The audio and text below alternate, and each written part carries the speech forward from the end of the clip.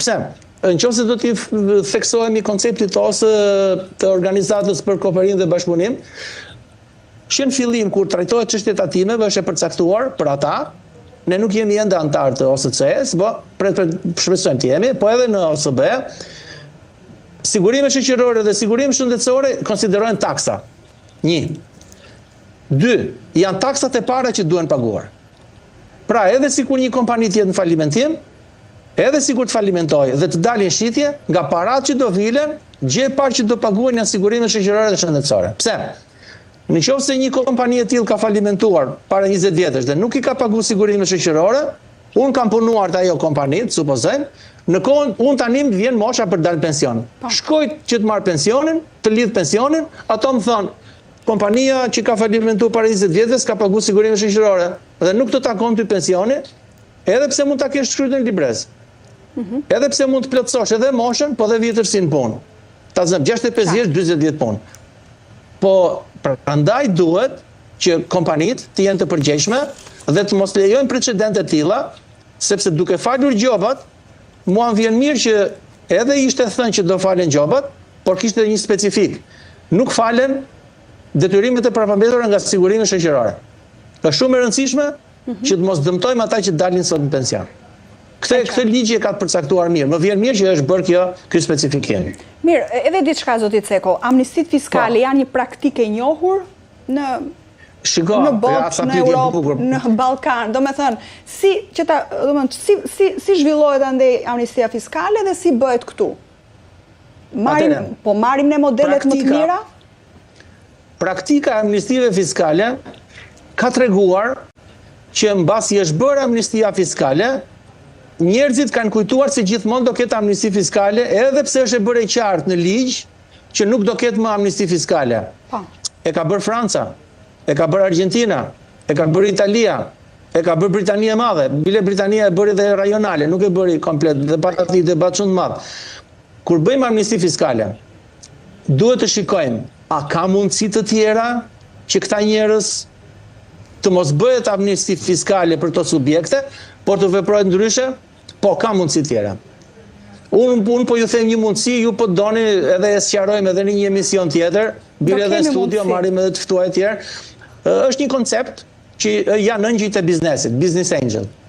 Çfarë janë business angel? Business angel janë njerëz që kanë para, nuk është e thënë të jenë biznesmen, mund t'i kenë para trashëguara, i kanë kursimet e tyre, dhe këta, në vendet ku është legalizuar business angel, marrin një licencë. Këta kanë të drejtë të japin lekë të rinjve për të bërë startupe. E ku ka më mirë se këto lekët që duam ne t'i bëjmë amnisti, t'i futim në këtë pjesë të licencuar, që këta njerëz që kanë këto lekë të bëhen business angel, po me i kusht. Mbasi të bëhen business angel, mos merren më me pisliqe, se po morën me pisliqe, shkojnë aty, dalin prapë te lajmet, shkojnë shtëpi pa qira, kushti i parë.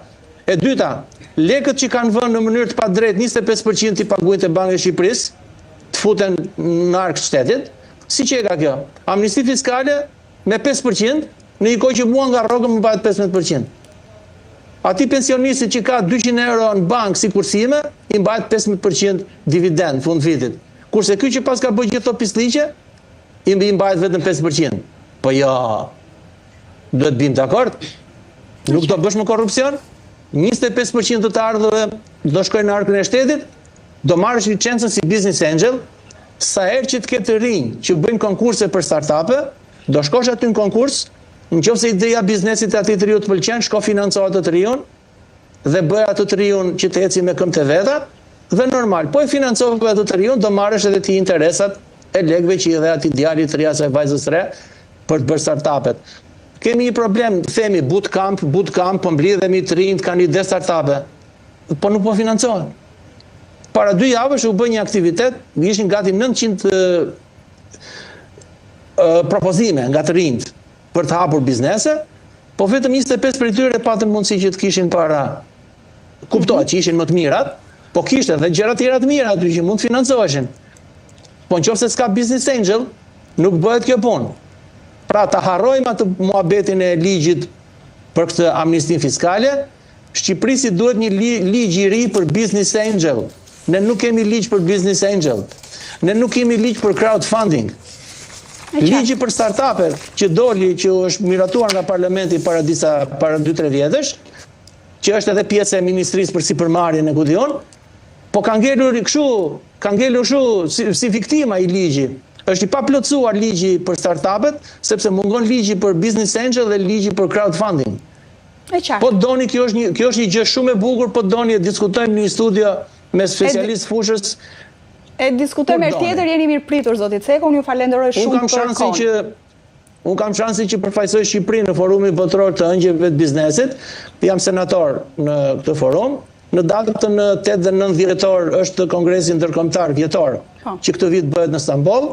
Edhe normal që do kemi gjëra të reja nga ky forum botror i ëngjëve të biznesit. Do kemi shansin që të diskutojmë. Kush është shansi i forumit botror të ëngjëve të biznesit? Drejtohet nga një njeri që është me origjinë shqiptare.